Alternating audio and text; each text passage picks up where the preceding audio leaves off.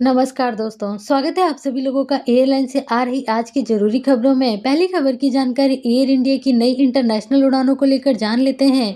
Air India Delhi और मुंबई से मालदीव के लिए अपनी नई उड़ानों की शुरुआत करने जा रही है। एयर इंडिया इन उड़ानों को रोजाना बेसिस पर ऑपरेट करेगी। दिल्ली एयरपोर्ट से एयर इंडिया की ये फ्लाइट सुबह 10:15 की रहने वाली है। वहीं मुंबई एयरपोर्ट से ये फ्लाइट सुबह के 9:30 बजे की रहेगी। भारत और मालदीव के रिश्ते इम्प्रूव होने के बाद अब बहुत सारे लोग भारत से मालदीव ट्रैवल करना शुरू कर चुके हैं। दोस्तों, अगली खबर भारत और दुबई के बीच में इंटरनेशनल फ्लाइटों को लेकर सामने आ रही है।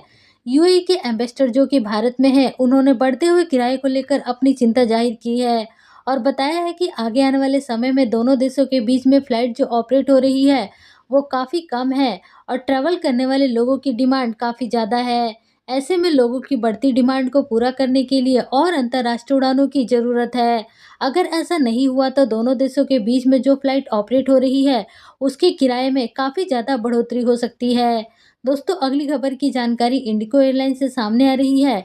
इंडिगो एयरलाइंस, जिसके पास अभी तक केवल एयरबस कंपनी के ही एयरक्राफ्ट हैं, इस एयरलाइंस कंपनी ने अब बोइंग कंपनी के भी एयरक्राफ्ट लेने शुरू कर दिए हैं। जी हाँ दोस्तों, इंडिगो एयरलाइंस अब एयरबस के अलावा बोइंग एयरक्राफ्ट भी अपने फ्लीट साइज में शामिल कर रही है।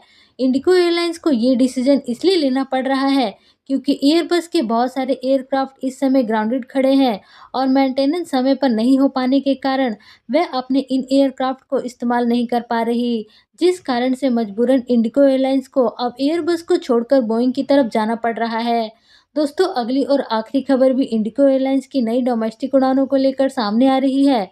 इंडिगो एयरलाइंस डोमेस्टिक कनेक्टिविटी को बढ़ाने के लिए 4 और नई उड़ानों की शुरुआत कर रही है, जिसमें इंडिगो एयरलाइंस अपनी नई उड़ानों को अहमदाबाद, गुवाहाटी और दीमापुर इन रूट्स पर ऑपरेट करेगी। तो दोस्तों, ये थी इस वक्त की एयरलाइन से जुड़ी हुई लेटेस्ट ज़रूरी खबरें, जिसकी जानकारी आप लोगों को इस चैनल के माध्यम से मिली है।